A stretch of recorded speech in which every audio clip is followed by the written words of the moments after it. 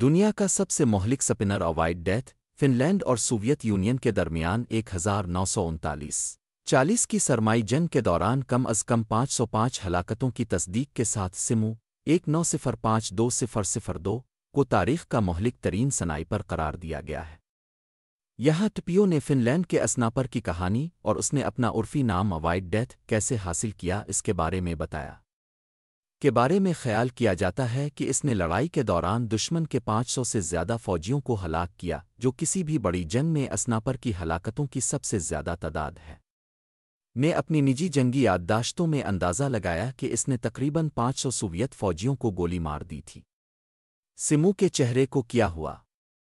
ایک پھٹتی ہوئی گولی اس کے جبڑے میں لگی اور اس کا نچلا چہرہ چیر گیا۔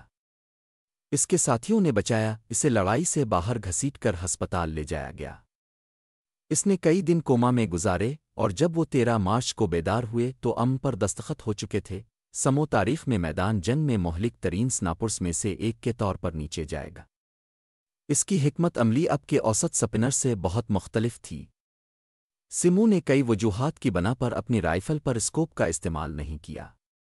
17 دسمبر 1905 کو روسی سرحد کے قریب فن لینڈ کی چھوٹی میونسپلٹی میں پیدا ہوا۔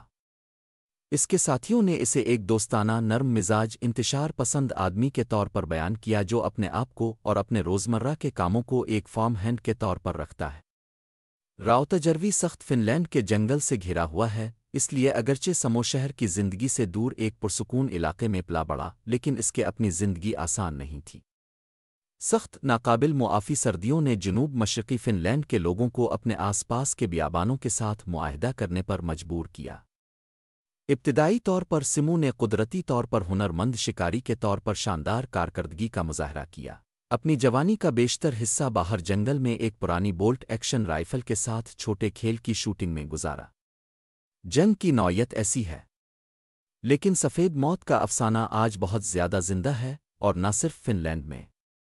جب ان سے پوچھا گیا کہ وہ کیا چیز تھی جس نے اسے اتنا عظیم سپنر بنایا، تو ہیہا نے سادگی سے جواب دیا، پریکٹس کریں۔